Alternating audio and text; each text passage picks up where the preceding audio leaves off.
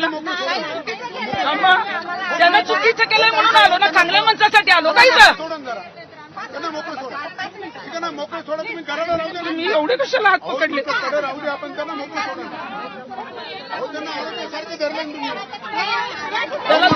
त्याला नेलं व्यवस्थित तुम्ही.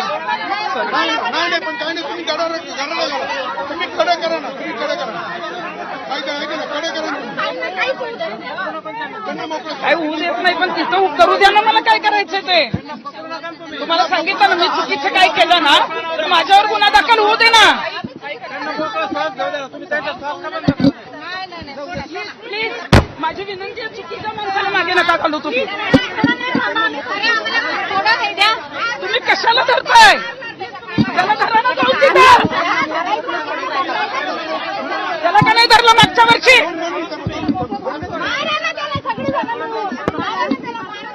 कोर्टात गेलंय ना, आम्हाला बाहेर ऐकू द्या ना तिथं जाऊन. अहो पण आम्हाला ऐकू द्या ना, आम्ही आलोय कशाला इथे?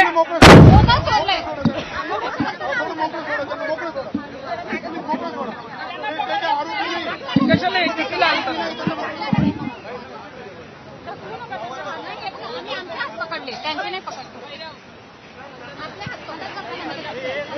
बरं तुम्ही एक कडक करून काय करणार आहे? काहीच नाही करणार. मग मला करू दे ना, मला जे करायचं ते.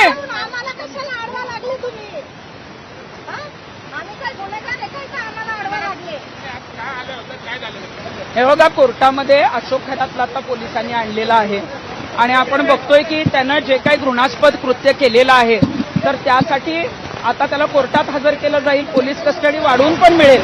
परंतु राज्यातल्या अनेक महिला आम्हाला फोन करतायत. अनेक महिलांची, घरातल्या अनेक वेगवेगळ्या लोकांची इच्छा आहे की त्याला एकतर जनतेच्या ताब्यात द्या, नाहीतर जाऊन 2 कानाखाली तरी दिल्या पाहिजे. आणि म्हणूनच नाशिक न्यायालयामध्ये पोलिसांनी जर आणलंय तर आम्हाला त्यांच्या हातात एकतर त्याला आमच्या ताब्यात द्या, अन्यथा आम्हाला 2 कानाखाली तर देऊ द्या. आमचं समाधान तर होईल.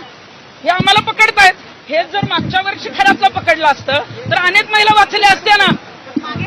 पोलिसांनी प्रकरण जर दाबलंच नसतं, पेनड्राईव्ह गायब झालेच नसते तर आमच्या ताब्यात मागच्याच वर्षी आले असते.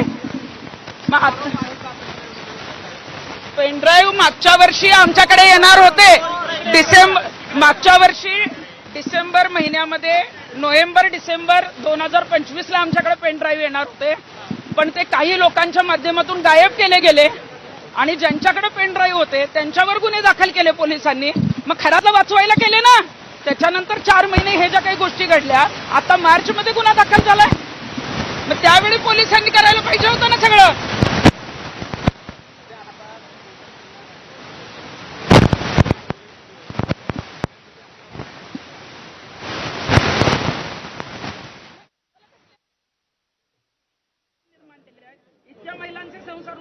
तर ही 2 दृश्य आपण बघतोय. एकीकडे अशोक खरात याला आज कोर्टामध्ये घेऊन आणण्यात आलं.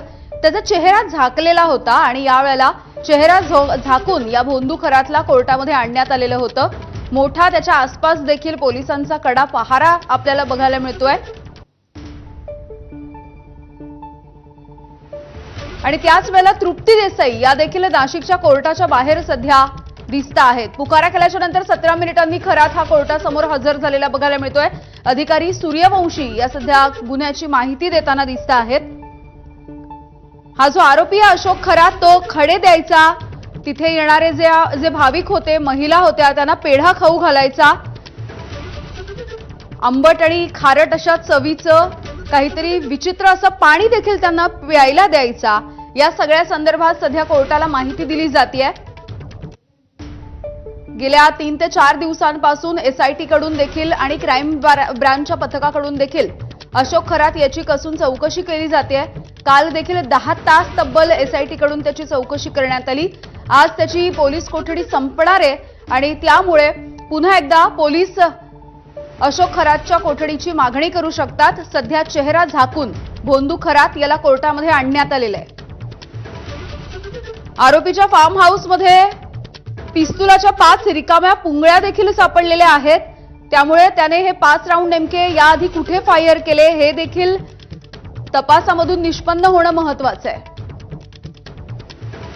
शुभम बोडके आमचे प्रतिनिधी आपल्याला माहिती देत आहेत या सगळ्या संदर्भात. शुभम, आतमध्ये त्याला कोर्टात हजर केलं गेलंय. कोणकोणते आतापर्यंतचे पुरावे पोलिसांनी कोर्टाच्या समोर ठेवले आहेत? तर आपण बघितलं तर ज्या पद्धतीने एसआयटीचा जो सखोल तपास सुरू होता, या तपासाच्या दरम्यान अनेक महत्वाचे पुरावे पोलिसांच्या हाती लागल्याचं आपल्याला पाहायला मिळतं. आणि त्या संदर्भात आपण जर पाहिलं तर या ठिकाणी आता अशोक खरातला ज्यावेळी कोर्टात हजर केलं त्यावेळी त्याच्या चेहऱ्यावर हा काळा बुरखा घालून त्याला आणलेलं होतं. आणि एकूण जर बघितलं तर त्या संपूर्ण या संदर्भामध्ये जे अधिकारी आहेत सूर्यवंशी म्हणून, त्या अधिकाऱ्यांनी त्यावेळी हा भोंदू बाबा या महिलांना किडा खाऊ घालत होता, पाणी प्यायला देत होता आणि त्यावेळी या महिलांना मळमळ कशी होत होती किंवा या सगळ्या संदर्भामध्ये ह्या कसा या सगळ्या महिलांना त्याच्या जाळ्यात ओढत होता याची माहिती कोर्टासमोर देत आहे. आणि एकूण जर पाहिलं तर आरोपींच्या फार्म हाऊसमध्ये, या खरडच्या फार्म हाऊसमध्ये पिस्तुलच्या 5 रिकाम्या पुंगळ्या देखील सापडलेल्या आहेत. ते कुठे फायर केलेले आहेत याचा देखील तपास पोलिसांना करायचा आहे. आरोपी स्वतःला सिद्धपुरुष सांगत होता आणि या संपूर्ण प्रकरणामध्ये त्याची ज्या पीडितांची फसवणूक करत होता असं देखील खरं तर अधिकाऱ्यांनी म्हटलेलं आहे. आणि त्यामध्ये जर बघितलं तर महिलांची फसवणूक कशा पद्धतीने होत होती या संदर्भात देखील पोलीस कोर्टासमोर काही मुद्दे मांडताय. या संदर्भात जर बघितलं तर सरकारी वकील आता बोलायला उभे राहिलेले आहे. आणि या संपूर्ण प्रकरणामध्ये जर बघितलं तर काही त्याच्याकडे सर्टिफिकेट सापडलेले आहेत, त्याचा देखील अभ्यास जो आहे तो करत असल्याचं त्यांनी सांगितलेलं आहे. त्यामध्ये 6 लाख रुपये, 53,000ची रोकड, लॅपटॉप असेल काळ्या रंगाचे, रिव्हॉल्वर असेल आणि त्यासोबत राजमुद्रा आहे आणि 31 कारतुस असं अनेक जे पुरावे आहेत ते पोलिसांच्या हाती लागलेले आहे, एसआयटी पथकाच्या हाती लागलेले आहे. त्याची माहिती सरकारी वकील जे आहेत अजय मिसर हे देत आहे. आणि एकूण जर बघितलं तर अजय मिसर यांनी हे दुसरे वकील आता बोलायला उभे राहिलेले आहेत. आणि त्यासोबत या भोंदू बाबाच्या दरम्यान जो तपास सुरू होता, 6 दिवसांपासून त्याची कसून चौकशी केली जात होती, या चौकशीच्या दरम्यानमध्ये पोलिसांच्या हाती जे धक्कादायक पुरावे लागलेले आहेत त्याची संपूर्ण माहिती कोर्टासमोर अधिकारी देत आहे, सरकारी वकील देताना आपल्याला पाहायला मिळत आहे. यामिनी अगदी शुभम, खरं तर ज्या पद्धतीने चिंचोक्याची विक्री असेल, जो खडा म्हणून तो अनेक लाखांना विक्री करत होता किंवा त्याच्यासोबत खोटा साप असेल, त्यासोबतच मध जो आहे 1 किलो मधाची बाटली तो तब्बल 9 लाखांना विकायचा, या संदर्भात देखील आता कोर्टाच्या समोर काही पुरावे मांडण्यात आले. या संदर्भात काही पुरावे पोलिसांच्या हाती लागल्याची माहिती आहे. ते देखील पुरावे कोर्टासमोर मांडले जातील अशी माहिती मिळते.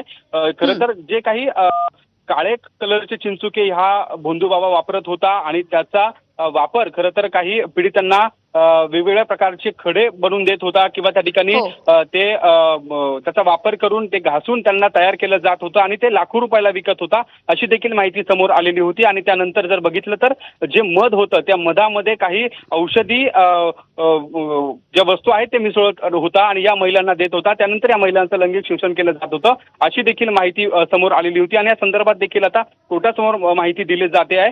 जर आपण बघितलं तर ज्यावेळी ज्या पूजाविधी या महिलांच्या केल्या जायच्या, ज्या पहाटेच्या वेळी असायच्या, मध्यरात्रीच्या वेळी असायच्या, ज्या पद्धतीचे या पूजेच्या दरम्यान काही पुरावे जे एसआयटीच्या पथकाच्या हाती लागलेले आहेत ते देखील आता मांडले जात आहे. एकूण जर बघितलं तर यामध्ये 67 वर्षांचे हे सगळी माहिती आहे ती आपल्याला समोर येताना पाहायला मिळते. 30 वर्षाच्या मुलीची लैंगिक शोषण हा करत होता आणि जो आरोपी आहे त्याचं वय वर्ष जर बघितलं तर हा 67 वर्षाचा आहे अशी देखील माहिती कोर्टासमोर दिली जाते. त्यामुळे या खरं तर या भोंदूची नेमकी मानसिकता काय आहे हे लक्षात येतं देखील खरं तर सरकारी पक्षाकडनं त्या ठिकाणी हे मुद्दे मांडले जात आहे. एकूण जर बघितलं तर नरबळी दिल्याचा संशय देखील खरं तर आता व्यक्त केला जातोय. त्यामध्ये वाघ असेल, साप असेल, नाग असेल असे प्रकारचे वन्यजीव खरं तर त्यांचा वापर हा कुठून करायचा, ते जिवंत होते की नकली होते याचा शोध खरं तर आता पोलिसांना घ्यायचा आहे. आणि या सगळ्या संदर्भात जर बघितलं तर कोर्टासमोर जे मुद्दे मांडले जात आहे त्यामुळे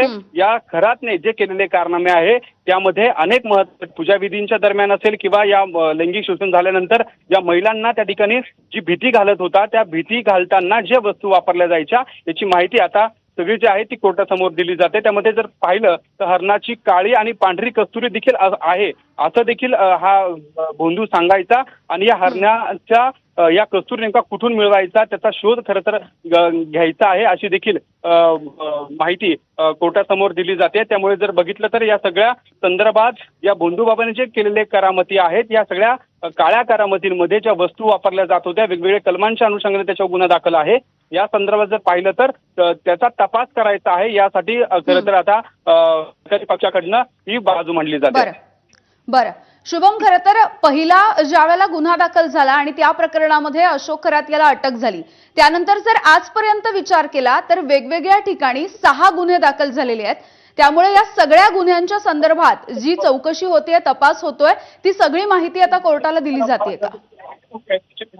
नक्कीच या ठिकाणी ही सगळी माहिती दिली जाते. कोर्टासमोर जे महत्वाचे मुद्दे आहेत ते मांडले जात आहे. एकूण जर पाहिलं तर यामध्ये अधिकचा वेळ लागू शकतो असं देखील सरकारी पक्षातर्फे सांगितलं जात आहे. त्यामुळे कुठेतरी या सगळ्या प्रकरणाची चौकशी करण्यासाठी, कारण हे जे प्रकरण आहे त्याची व्याप्ती ही अधिक वाढताना दिसून येते, त्यामुळे 7 दिवसांची पोलीस कस्टडी मिळावी अशी सरकारी पक्षातर्फे त्या ठिकाणी विनंती केली जाते. कोर्टासमोर काही मुद्दे मांडले जातात. त्यामुळे आज कोर्टात या नराधमाला हजर केल्यानंतर त्याला पुन्हा कस्टडी मिळावी यासाठी पोलिसांचा प्रयत्न आपल्याला असल्याचं एकूण पाहायला मिळतोय. कारण जे गुन्हे नव्याने 2 दिवसापूर्वी दाखल झालेला आहे, ज्या पीडित समोर आलेला आहे, त्या पीडितांचे जबाब नोंदवल्यानंतर अनेक धक्कादायक माहिती खरं तर एसआयटीला मिळाली आहे. त्यामुळे या सगळ्या प्रकरणाची सखोल चौकशी व्हावी यासाठीच खरं तर हा सगळा प्रयत्न आपल्या सरकारी पक्षाचा असल्याचं पाहायला मिळतं. त्यामुळे या सगळ्या संदर्भामध्ये एकूण जी माहिती आहे ती पुन्हा त्या ठिकाणी मिळवायची आहे, त्याचे पुरावे पुन्हा मिळवायचे आहे. आणि ज्या ठिकाणी या भोंदूबाबाने जर आपण बघितलं तर ज्या मिरगावच्या मंदिराच्या परिसरात असलेली विहीर, त्याच्या फार्म हाऊस मधला जो परिसर आहे, जो गार्डनचा परिसर आहे, त्या ठिकाणी असलेले कुठे नाग त्यांनी कसे ही सगळं भासवलेलं होतं त्याचा देखील तपास खरं तर करायचा आहे. आणि त्यामुळे या सगळ्या संदर्भात पोलिसांनी कस्टडी खरं तर 7 दिवसांची मागितल्याची माहिती देखील आता मिळते. यामिनी बरं, शुभम, जशी तुम्ही माहिती देत होता, साधारणपणे 6,53,000ची रोकड आतापर्यंत या तपासणीमधून समोर आली आहे. मात्र शिर्डी असेल, अहिल्यानगर असेल यासारख्या वेगवेगळ्या भागामध्ये जी कोट्यवधी रुपयांची संपत्ती किंवा मालमत्ता ज्या पद्धतीने अशोक खरातने जमवली आहे, अनेक ठिकाणी तो भागीदार देखील आहे, त्याविषयी काही कळतंय का? आमचे प्रतिनिधी शुभम बोडके आपल्याला या संदर्भातली माहिती देत आहेत. सध्याची आपण ही दृश्य बघतोय, ज्यावेळेला खरातला नाशिकच्या या कोर्टामध्ये आणण्यात आलं तेव्हाची ही दृश्य आहेत. आणि सध्या सरकारी वकिलांकडून युक्तिवाद केला जातोय. पोलिसांकडून देखील पुन्हा एकदा पोलीस कोठडीची मागणी अशोक खरातच्या केली जाणार आहे. 7 दिवसांची पोलीस कोठडी द्या अशी मागणी केली जाते.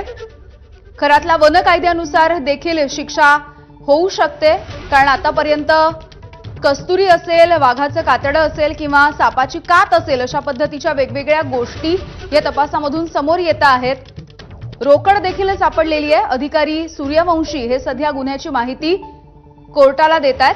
त्यामुळे आता पुन्हा एकदा अशोक खरात याला पोलीस कोठडी मिळणार आहे का हे बघणं महत्त्वाचं असणार आहे. आरोपीने आतापर्यंत अनेक महिलांवरती लैंगिक शोषण केलेलं आहे आणि आतापर्यंत जी झाडाझडती जी घेण्यात आली त्यामध्ये 6,53,000ची रोकड देखील सापडली आहे. लॅपटॉप देखील सापडलाय. अर्थात या लॅपटॉपमधून आणखी काही धागेदोरे, आणखी काही पुरावे सापडतात का याकडे लक्ष असेल.